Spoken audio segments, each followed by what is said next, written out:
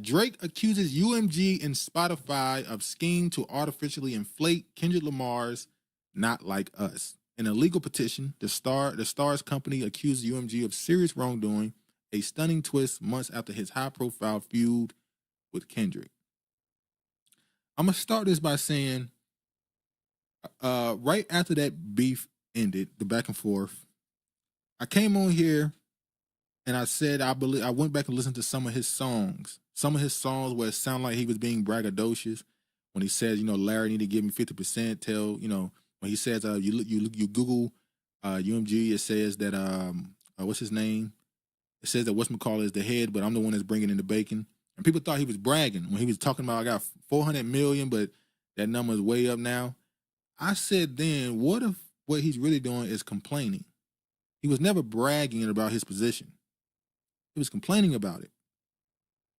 So Drake has initiated legal action against Universal Music Group. I'm sure y'all have seen this for the last couple of weeks. It's kind of what they're saying. They're saying that UMG used bots and payola to push the song in order to lower Drake's values because they're in negotiations, and it's costing him greatly. So this is not a lawsuit necessarily. It's a petition, which I think they said that it's supposed to have a hearing like December 20th. When everybody first saw the case, everybody had the same opinion. Oh, he's completely done. He's completely went away from what we consider hip hop is over. He's suing over a song. Then people try to make him a martyr by saying, hey, he's doing this because he's trying to point out the stuff that's going on behind the scenes. The label is doing what they're doing, and it's not fair and it's illegal. Virginia says, Poe Drake, he couldn't spot authenticity if it was a little half pale face tried. Dude, you are corny. I thought that when our niece was listening to him, like, what's the appeal? They not like us. Fuck them. Yeah. And I also watched, there's this woman who has a older woman. Shout out to her. She has a YouTube channel called Abso-fucking-lutely. I think I brought her up before. That's the actual name, Abso-fucking-lutely. Sorry. And she's been doing this breakdown of this beef from a strategy standpoint. I guess that's her career path. She's a strategist. And she's showing what, Kendrick is doing versus what Drake is doing, what's working, what's not working, and why it's working for both parties. And she made the point that she believes that Drake is about to make this pivot.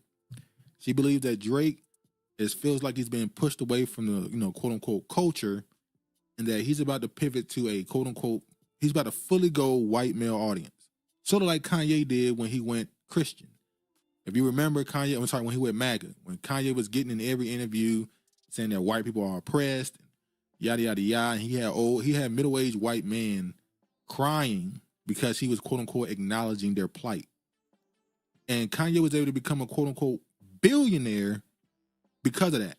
And it's almost like Drake saw that and he's about to emulate the same thing with his announcement of a tour in Australia. And he's been on stream with these white content creators on Kick and stuff like that. So she believes that he's about to make a complete pivot, a money pivot, completely. I don't know if she's saying that he's going to go away from making hip hop music, but his target audience is no longer the quote unquote culture. So with that petition, a lot of stuff started coming and people started making allegations and all this other stuff. And UMG, the big bad wolf. And when you look up who runs Universal Music Group, it's a man named Vincent Bellore. I think that's how you say his name.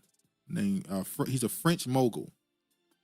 And then you look up what he's attached to. You see here, French tycoon Vincent Bellore exits African ports and railways. I saw a comment on one of these posts where somebody was talking about UMG and who runs it, and this Vincent Bellore man, and they was like, we hate him in Africa because he controls all of our elections, and he runs all the ports and railways and stuff.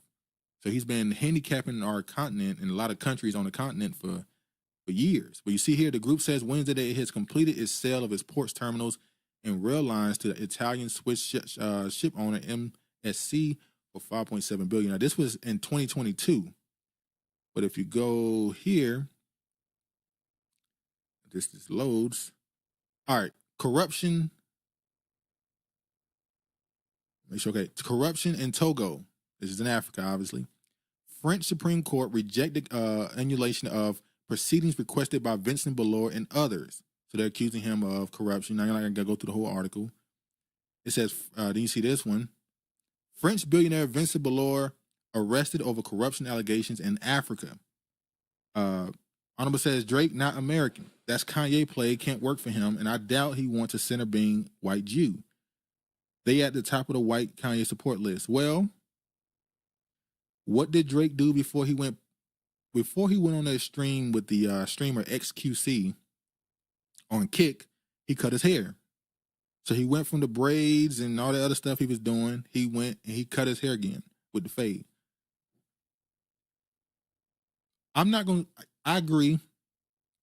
I don't think Drake can get the same audience as Kanye because Kanye's music is just different. Drake went from a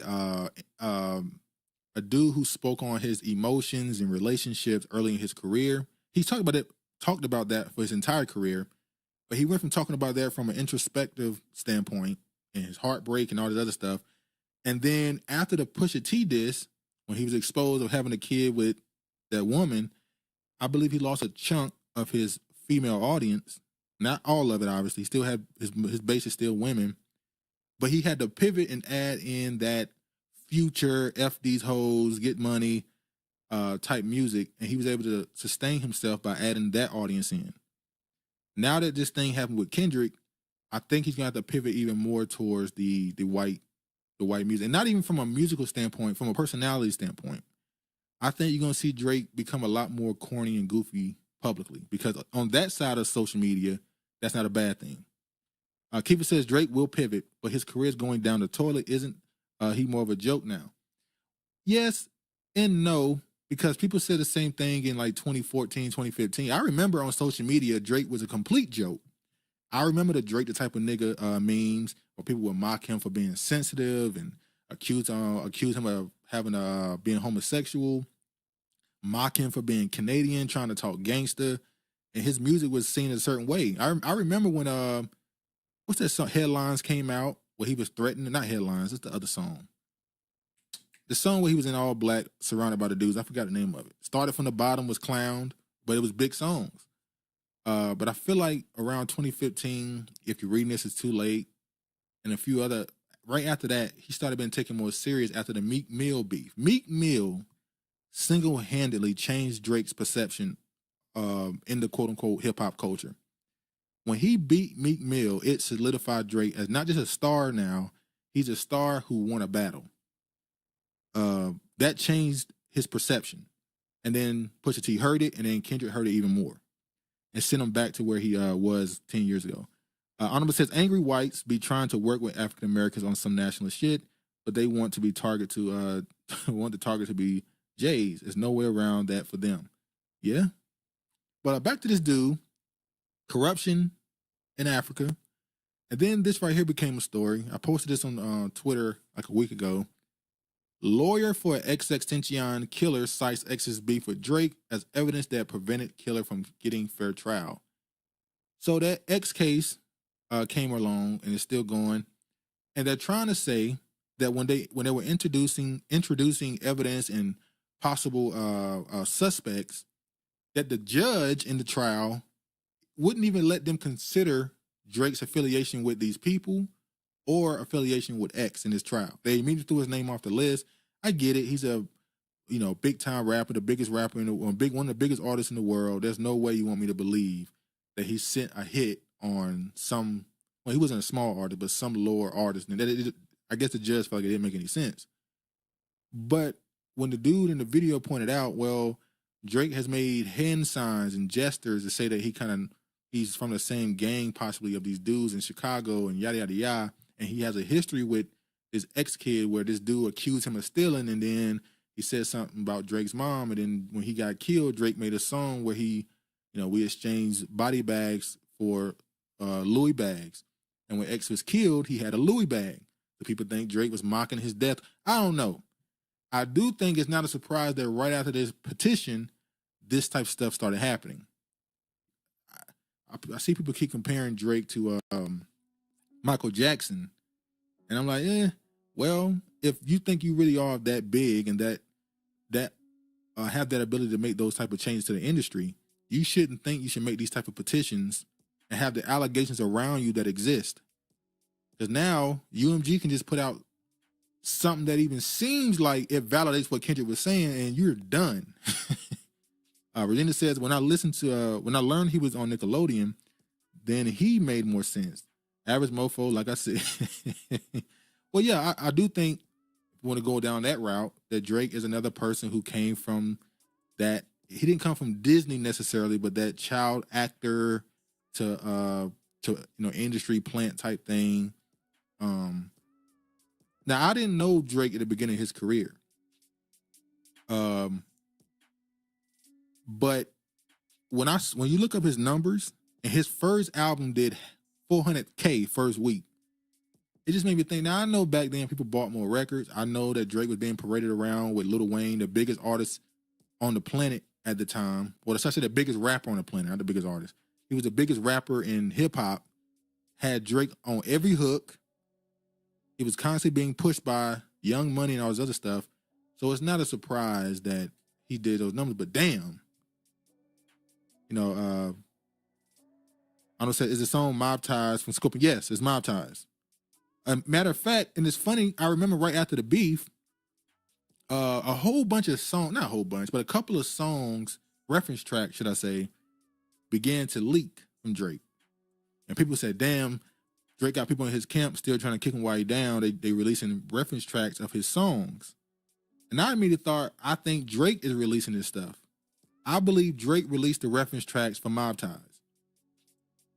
To let it be known, hey, I ain't the one who did nothing to X. That hook was written by somebody else, not by me. But yeah. Anyway, let's move forward. What else we got? Oh yeah, this is crazy too.